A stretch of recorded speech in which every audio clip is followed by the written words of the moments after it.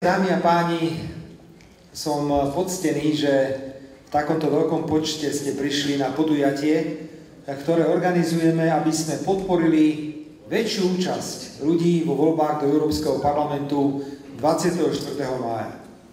Kým sa dostanem k samotnému parlamentu a únii, pripomeniem, že pred 5 rokmi Slovensko vytvorilo rekord a mali sme najnižšiu účasť všetkých krajín pri voľbách do Európskej únie, bola dokonca nižšia ako 20%. Sme tu všetci hlavne preto, aby sme zdôraznili, prečo je dôležité, aby sme boli vo väčšej účasti pri voľbách do Európskej únie. Naozaj asi sa ťažko presvieča niekto, kto hovorí si tak 1000 km, 1500 v prípade asi Vranova je vzdialený tento Brusel a aký to má vplyv na môj život.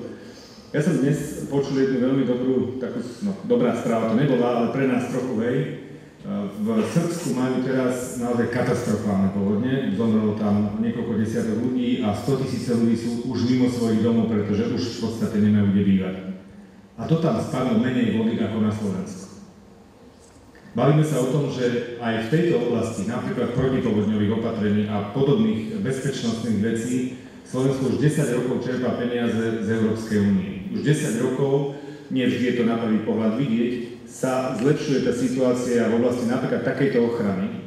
A potom môžeme dnes konštatovať, že napriek tomu, že na Slovensku padlo viacej vody na milimetre ako v Srbsku, tak my máme menej škôd, menej ľudí prišlo o domy, menej ľudí prišlo o cesty zo svojich domov, či už do mesta, do práce, do nemocnice. A to je veľmi dôležité, že sila Slovenska sa za posledných 10 rokov razantne zvýšila. Chcel by sme vám slúbiť, že keď od vás dostaneme podporu, keď nás podporíte, že my si budeme veľmi dobre pamätať, odkiaľ pochádzame, že vieme, že Vranov je nad Topľou a nie pod Topľou a budeme si to pamätať aj do budúcna. Takže prosím vás, príďte voliť, dajte nám vašu dôveru a my určite nesklameme.